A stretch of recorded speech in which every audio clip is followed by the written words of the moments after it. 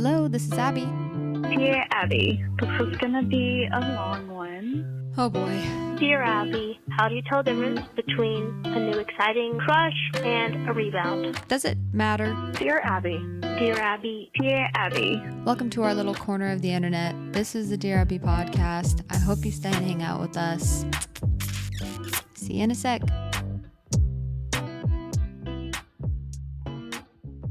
Hello, everybody. Welcome back to another episode of Dear Abby. I'm your host. My name is Abby. Welcome back. Today, I wanted to share an update about what's been going on mentally and with my OCD and everything. I have been doing better, but there's still some things that I've been struggling with it lately that I wanted to talk about and share. Because with a lot of mental illness, there's just a lot of upkeep and managing for most people that you have to stay on top of. And if you're not, then things can creep back in, and then you can feel like you're in the same place or at least in a similar place, which can feel daunting and hopeless. But then I'm reminded how much better I felt when I chose to not be hopeless, I guess, and to put my faith in something and to change something and take a leap of faith, basically, while doing exposures and just with the OCD mindset. And then we'll do a Dear Abby, but first I'll do dubs and L's. So the dubs for this week are: 1, we had a long weekend. I didn't have to work most of the weekend, so that was nice. I got Friday, like half the day on Friday off, basically, and then Monday I had off because it was Memorial Day, which was a really nice reset. And every time that happens and you have a long break from work, it's so hard to get back into the mindset of work and to snap back into it, which is good. It probably meant it was a good break, but it's just kind of sad. Like, I feel so sad today going into work. And also my hormones are hormoning, if you will. So I just feel angry and sad. That's the situation going on internally. So I just did some yoga, which did help me reset a little bit before I recorded, because I didn't want to come on and be a freaking angry monster beast. So I think I did a pretty good job, but I have made myself a little bit sleepy from doing it. Sometimes as a woman and you're on your period, you just feel so angry and sad. There's not really a reason other than your hormones are kind of going berserk. But I also just can't stop thinking about food. I've eaten plenty of food, but I am insatiable when I am on my period, specifically. Like, I just could eat and feel like it digests in 2 seconds, gone, and then energy's used and I need more, which is awesome because I love to eat. So it's just nice to feel like I'm supposed to keep eating. It's pretty cool. And that's probably my favorite part of being a woman sometimes, is that you have to eat a lot sometimes because a lot of energy is being burned trying to, deteriorate the inside of my uterus to therefore be shed. But that's all I'll say about that. Sorry. And my L is probably that I've been angry, and specifically, I never road rage that much. I'm not a real big road rager, but lately I've been annoyed with people on the road more than normal. But also, hormones do add a touch of something spice to that. When someone is just either going really slow, like I go speed limit slow, which is slow for a lot of people. Some people go below the speed limit slow. And when you have hormones, certain times when people are going a little bit slow, it drives me up the wall. So I've had to say, hey, listen, Abby, in 1 week, you won't care about this anymore. In fact, you'll kind of think it's a vibe when people are just chilling, trying to get from point A to point B. But because right now, all this stuff is pumping, it makes me so mad that people are going slow. But just give it a couple more days. The same person could be going slow, the exact same speed limit, and you will be fine with it. And that's just what I'm experiencing right now. And I can accept that I'm angrier right now. because it is what it is. So maybe I just need to go take a cycling class, because I ran, but I think I need to take a cycling class or a punching class or something to get out the anger, like the energy. It's like stuck in my chest, and it'll go away. But I feel like if I don't do something about it or move it through, it's just going to come back with vengeance next time. And then I'm going to have a meltdown. Normally is what happens if I don't release it somehow or move it or, I don't know. So those are my dubs and L's. So today I'm really just brain dumping. It's one of those episodes. I mean, every episode is pretty much a brain dump, but these are special brain dumps because they're just about my mental, emotional, spiritual health and where I'm at with everything and things that I've been really, really struggling with on a real level. So the last couple of episodes, I've talked a lot about how I've been doing better, and it's hard to find kind of who I am when I'm feeling better. And when I don't have a lot of obsessive, if I'm not acting on my compulsive urges, I think I've always struggled with being super honest with myself and even recognizing when I am struggling again and when some things have popped back up, because a part of me is very scared that I will never beat this or that I will never win this. And all hope is lost, basically. So a lot of hopelessness is how I can feel, or actually more so what I'm scared of is being hopeless and helpless. So that's a core fear of mine. And I've always kind of known this, and we worked on this a lot in therapy when I was able to go, which was helpful because I was facing things head on. But with not going to therapy, it has been good for me for a while, but I just can overthink how I'm doing, I guess.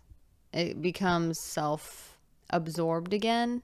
And I think when people hear self-absorbed, it's like people might think that looks like someone is obsessed with themselves in a positive way, or where they love to think about themselves. They love being self-absorbed. But at least my definition, and maybe it's the wrong wording, self-absorbed is so miserable. And I think most people who are self-absorbed don't even recognize nor want to be. It's just hard to not be, and it's hard to figure out how to let things go and feel safe enough to not be, kind of a thing, if that makes sense. So that's something that I struggle with, is all of a sudden I realize that I'm thinking a lot about myself, and I am more self-absorbed than I would like to be.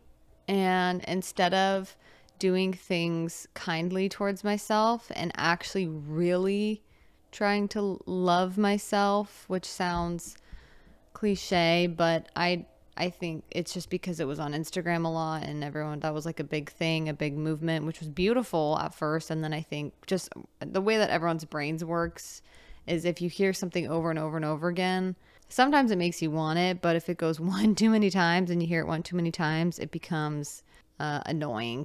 I have not been practicing that self-compassion and that self-love, and I know logically that I should do that. Like, I think about it, I'm thinking it, but I'm not really letting myself do it. I think just for fear of letting go of control, and also a belief that I'm not allowed to like enjoy life. My OCD really started to lose its power when I started to really be more loving towards myself and speak more loving towards myself and feel more loving towards myself. So whenever I notice that my OCD is getting bad again, I also notice that I have not been letting myself be, period. I've been working a lot. I've been working hard. I've talked about how I've been working freaking hard, and it feels good sometimes.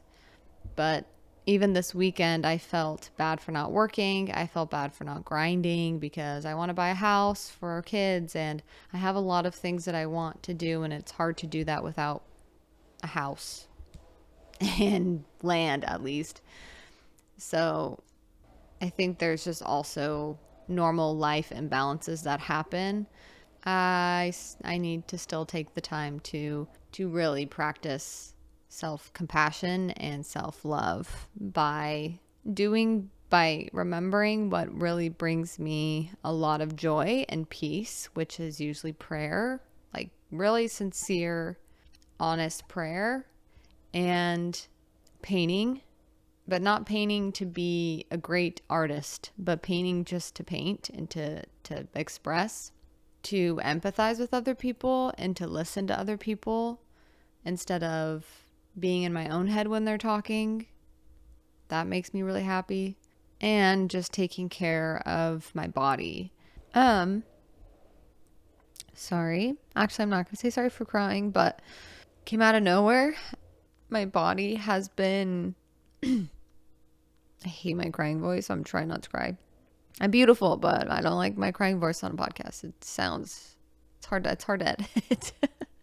My body has been through the ringer the past couple of years, and I forget that. Like, I forget that when I was depressed and, didn't want to leave my room, wore the same sweat set all day, every day, I was barely eating. I would eat and then I would, like, not purposefully, I would kind of throw it up. And it's like I couldn't keep things down. And I've never experienced that before, where I was so depressed and so, I don't know, scared that I couldn't eat. And I felt like when you see those videos of dogs that like this is so random, but when you see videos of dogs that don't eat and it breaks your heart because they like don't, I don't understand what behind it, like the science or the mental or the physical behind it, but that did not feel good. Let's just say that. To not feel like your body was wanting to eat and work for you and work with you to keep living. And it wasn't taking in the sustenance of life, and that was hard. I was not doing okay. And before that, I had SIBO, and I had a lot of I had a lot of stomach acid reflux, and it would happen multiple times a day, and I have to spit up, and it was horrible. And I have always just been someone that pushes through, and I think that's like the tough right thing to do, and that's like you got to get through it.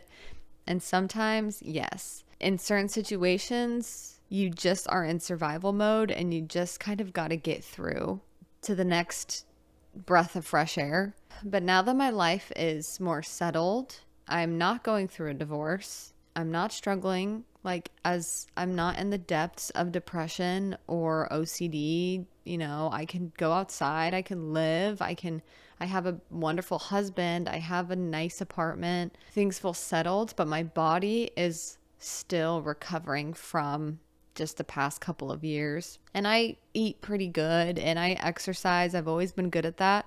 I think it's more of like the trauma or the shock that's stored in my body. I think that's kind of surfacing and always has, and is always an indicator to me that there's room to treat myself better and to take it slow. That's really hard for me to take it slow now, which is funny because I was never like that. I was always peace, chill, take everything slow, go with the flow.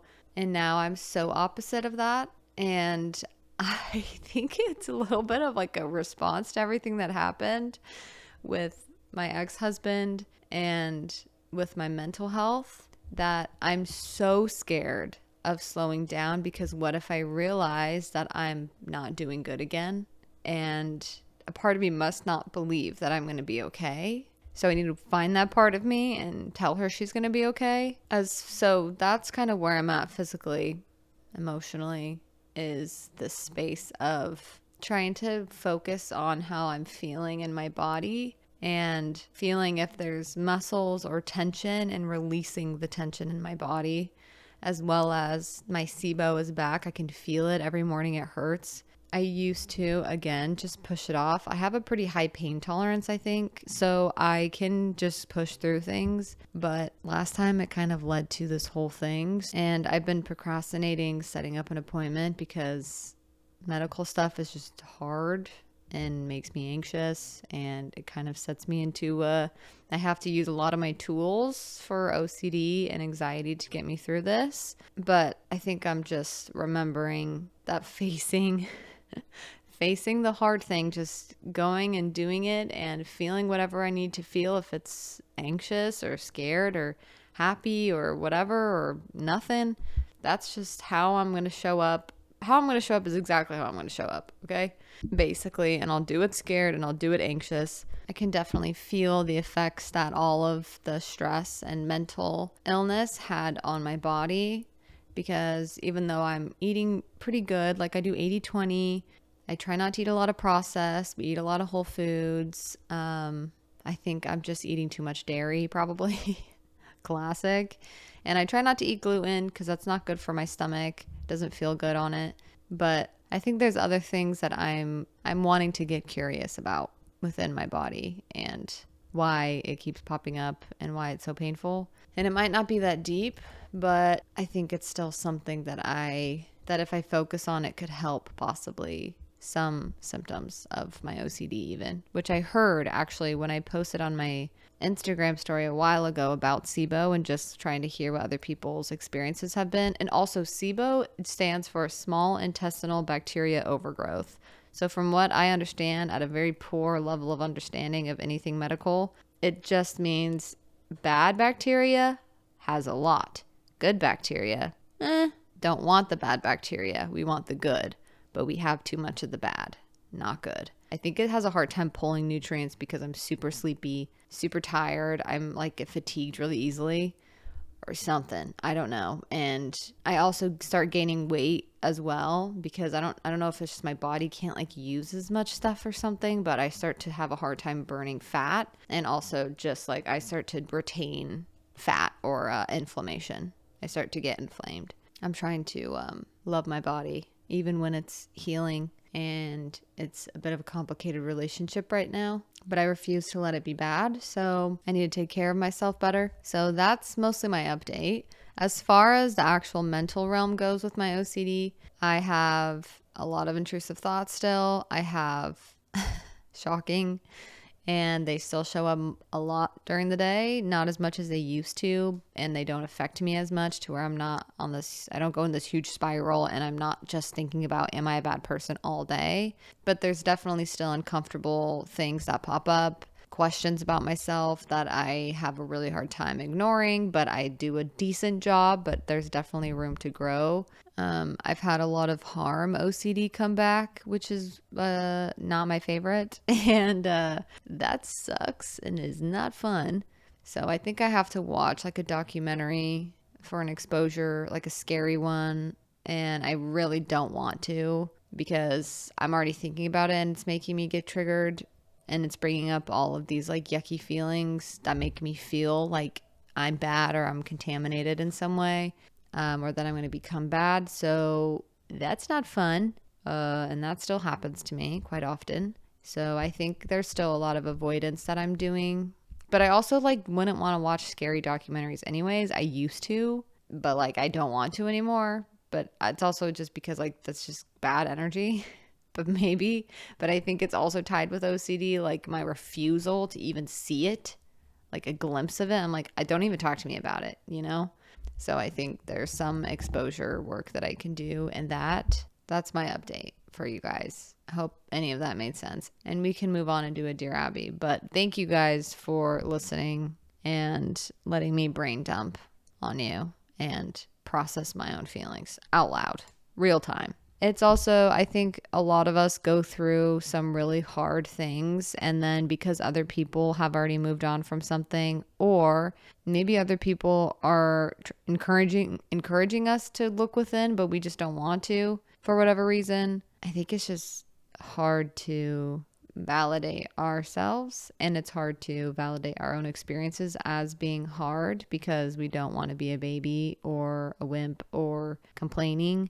But complaining and processing are two completely different things. Okay, let's do a Dear Abby, and then we will wrap up today's episode. So as I'm pulling up the Dear Abby, I forgot to mention that I've been listening to the Lord of the Rings movies, all three of them, I've been listening to Lord of the Rings books, okay? I've already read the first, the second, and I'm about to finish the third one, and I can't wait because this weekend, we're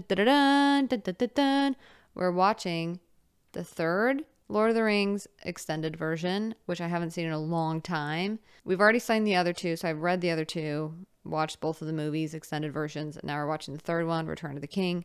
My favorite one, the extended version. Actually, you know what? I don't know which one's my favorite. I don't know why I said that. That's actually not true. It's really hard for me to determine which one is my favorite movie of all of them. The second one is really good. And the first one, the first one's just like so good. It's the Fellowship of the Ring. It's the creation of these friends that embark on this big old long journey, and they save the world. They save Middle Earth. It's pretty cool. I am a little bit of a simp for a sweet group of people, together on a journey, and they become loyal friends. That's my favorite type of book, movie, story, anything, adventure. That's how I think about all my siblings and my family. Those are my people that we embark on this journey on. Some of them aren't as much of adventurers, which is fine, I guess. But anyway, I didn't even say why I was excited this weekend. I did. Sorry. We're watching the third Lord of the Rings extended version, and we're having a Lord of the Rings party. I've seen this on Instagram. I've seen it on Pinterest. So yes, I'm copying other people's ideas, but I'll come up with my own thing. But stuff like setting the ambiance. Okay. So I want to get cheap decorations of Lord of the Rings stuff. Get some peach rings for some rings to eat, like the ring. And possibly I want to make a cake. That might be crazy, but I kind of want to just for fun. Cakes are always so expensive to make, and when I'm not getting paid for it, I'm like, why am I doing this? But it's so fun to make, so I probably will make a cake. I'm trying to decide what type of cake I want to do in terms of, should I make it the Shire? Should I make it Mordor? Should I make it, I don't know, just Aragorn's face or Legolas or Gimli, honestly? Or I could just do an elf vibe, because elves are my favorite. I know it's typical for a woman to like elves. Oh, shocking that we just want to be beautiful beyond description and glow and have endless knowledge and wisdom and be light on our feet, be able to jump around, be all nimble. So yeah, that's what we're doing this weekend. I'll have to brainstorm more ideas, because I told Kian that I would throw it, and it's not like a party, like no one else is watching. Or maybe I could invite other people, but who do I know that wants to watch Lord of the Rings extended version that lives near me? I don't know. And also, actually, do I want to watch with other people though? Because respectfully, some people ruin movies when you watch them some people ruin movies that don't appreciate the movie as much as you. And I've become one of those people, and that's okay. But when you're watching something that you really love and that you really care about, and then someone's commenting on it, you're like, just go. I don't even want you to watch this anymore. That's how I feel sometimes with people with anime. I don't even want to show this to you anymore. You don't appreciate it the same. And now, because I'm a little bit sensitive, it's starting to hurt my feelings. So if you don't want to be here, don't be here. Which maybe that's rude, but so be it. You shall not pass. So that's what we're doing this weekend. Dear Abbey, I have 1 semester left of college, and I'm not sure I want to pursue my career path anymore, early childhood education. But it feels like I've come way too far to just give up. I also feel like anytime I get into something thinking it could lead to my life's purpose career-wise, I start to feel like it's not something I want to do anymore. It's really frustrating to feel like everything is leading to nothing. Ooh, that was a good way of putting that. That was very, very good. Do you have any advice on figuring out what you actually want to do with your life and finding fulfillment? ?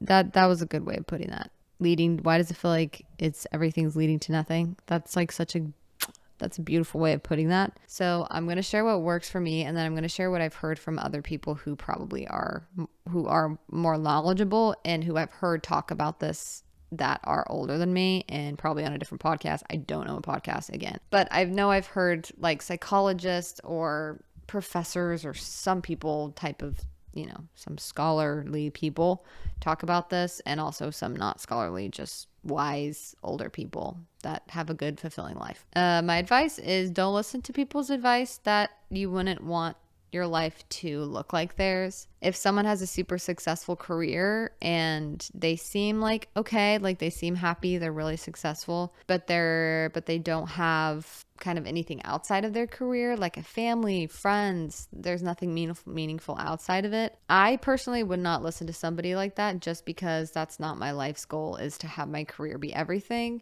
Yeah, so just choose whose advice you listen to wisely. Another piece of advice and something else that I'm thinking of is, I think a mistake that I made is, it's tempting to make your career everything. And it's tempting to think that when you find the right career, that it will be so fulfilling and that you will be filled every day when you go to work. I would be really surprised if somebody told me that every single day their work is the only thing that fulfills them, because I don't think that your career is the only thing in your life that will fulfill you. And that's like obvious. I mean, we all know that, but in case you need a reminder and maybe take a little bit less pressure off of finding the perfect thing that'll feel just right and that will feel like this is the end, in a good way. A career is a wonderful, beautiful thing, and you can develop that into something that is fulfilling, but it's not going to be the only fulfilling thing in your life. You could have a wonderful career and you could be really successful and it can be fulfilling for those moments. But then you might start a family, or you might just start a hobby, and that can become just as fulfilling as your career. And that's okay. Your career doesn't need to be the only thing that's super fulfilling in your life. There's so many things outside of that. So sometimes letting go of the expectation that the career is going to fulfill you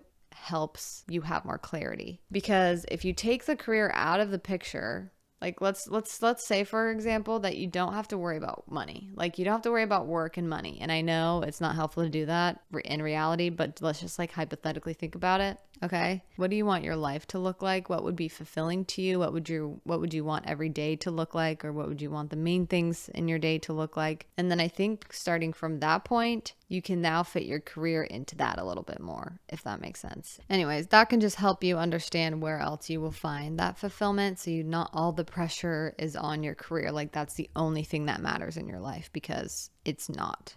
And it's important. And I'm not saying it's not important, but it's not the only thing that will fulfill you, and it's not the only thing that matters, even if you feel like people make it seem like it's all that matters. I think another question that you could ask yourself is, how long would you be able to do the job that you're going to school for? Just try it out and see if you like doing it, maybe. But also, even if you spent like 4 years in school or 5 years in school, but your soul is longing for something else, I say to trust that. And I'm not saying that's what this is. I don't know. But I think that's something that you have to figure out on your own. But you are capable of all these decisions. Okay. You can make really good decisions.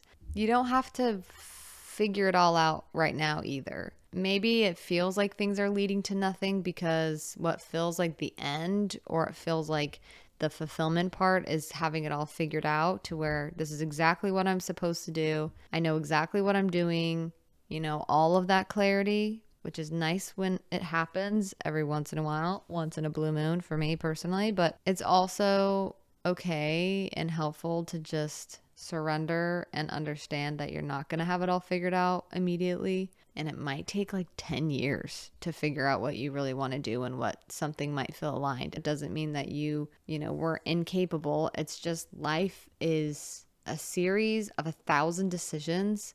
And to pick the right decision every time is not possible. And also I don't think is a thing. It's just life is a series of choices and decisions. Sometimes it's going to be hard to choose something.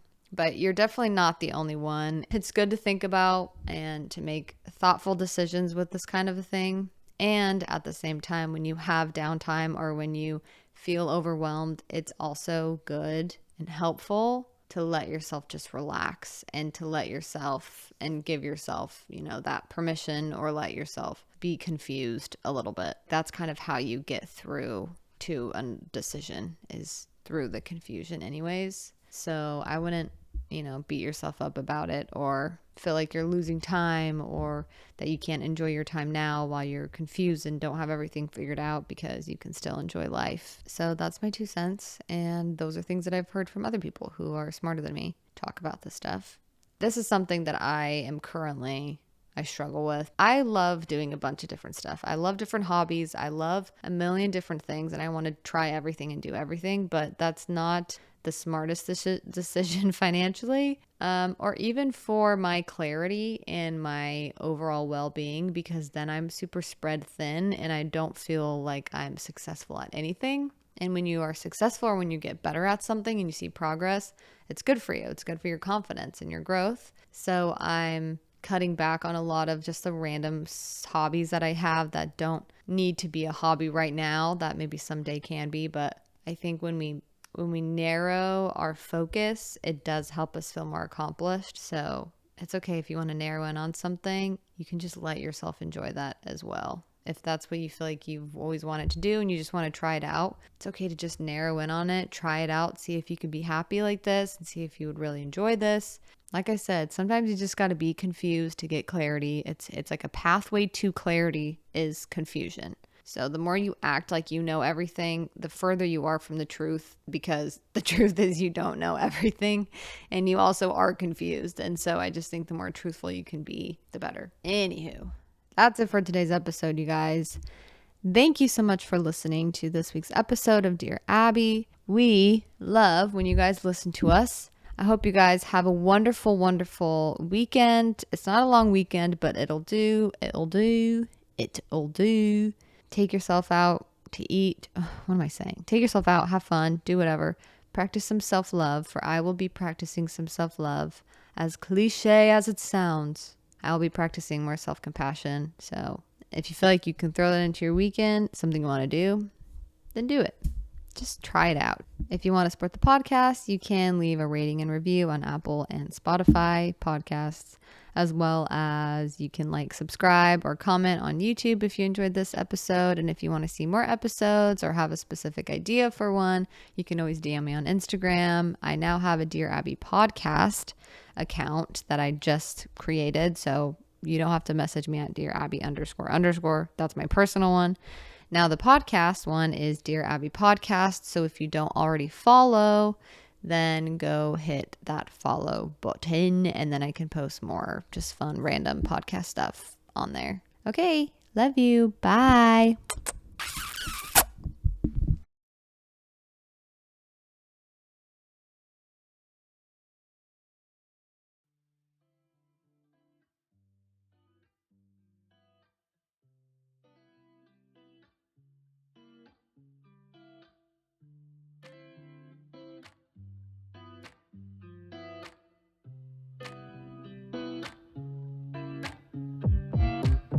우회전 taking a ride to journey 눈치 보면서 들어가야 할 때 찾아 나머진 바빠 개설레임 바꾸는 사람들